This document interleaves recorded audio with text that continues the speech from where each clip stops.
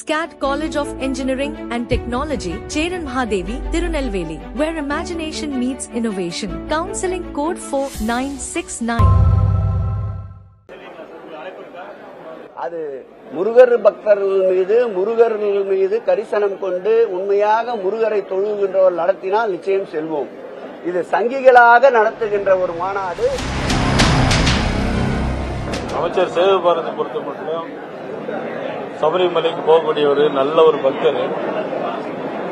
ஆனா இருக்கிற இடம் அவர் சரியில்லை.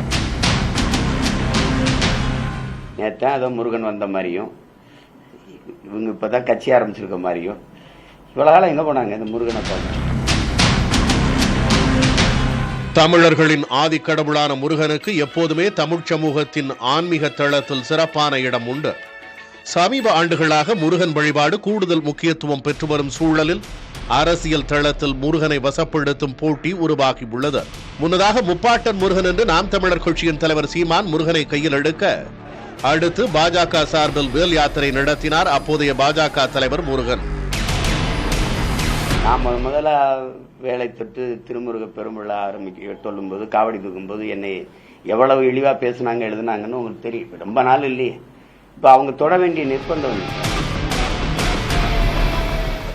அதுவரை தைப்பூசத்துக்கு அரசு விடுமுறை இல்லாத சூழலில் தைப்பூசத்துக்கு விடுமுறை அளித்து அதிமுகவின் முருக ஈடுபாட்டை வெளிப்படுத்தினார் அக்கட்சியின் பொதுச் செயலரும் அன்றைய முதல்வருமான பழனிசாமி.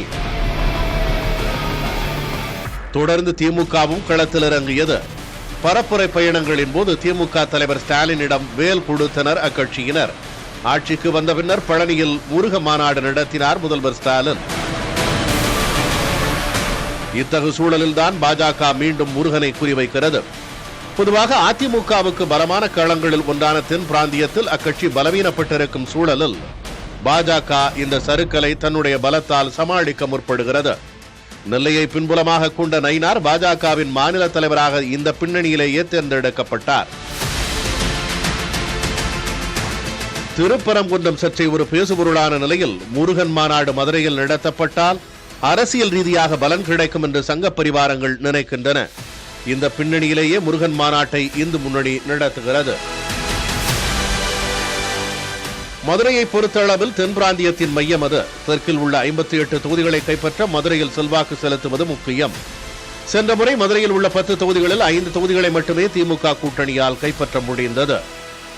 மேலும் மதுரையில் உள்ள 4 தொகுதிகளில் வெற்றி தோல்வி வெறும் 10,000 ஓட்டுகள் எண்ணிக்கைக்குள்ளேயே அமைந்தன. ஆக மதுரையில் திமுகவை பலப்படுத்த வேண்டும் என்ற வியூகத்திலேயே 48 ஆண்டுகளுக்கு பிறகு திமுக தன்னுடைய பொதுக்குழுவை சமீபத்தில் மதுரையில் நடத்தியது. இதுவரை இல்லாத வகையில் 25 கிலோமீட்டர் சாலை உலா சென்றார் ஸ்டாலின். திமுகவுக்கு பதிலடி கொடுக்க வேண்டும் என்று எண்ணுகிறது பாஜக. அதற்கு மதுரை முருகன் மாநாட்டை ஒரு வாய்ப்பாக அது பார்க்கிறது. இப்படிப்பட்ட சூழலில்தான் மத்திய உள்துறை அமைச்சர் அமித்ஷா வரும் 8ஆம் தேதி மதுரைக்கு வருகிறார். உத்தரப்பிரதேசத்தில் ராமரை கையில் எடுத்தது போல தமிழ்நாட்டில் முருகரை பாஜக கையில் எடுக்க வேண்டும் என்பதே வியூகம். இந்த வியூகத்தை அமித்ஷாவின் வருகை கூர்மைப்படுத்தும். இதற்கேற்ப அடுத்தடுத்த திட்டங்களை சங்க பரிவாரங்கள் முன்னெடுக்கும் என்று சொல்கின்றன டெல்லி பாஜக வட்டாரங்கள். SCAT College of Engineering and Technology, Cheran Mahadevi, Tirunelveli, where imagination meets innovation. Counseling code 4969.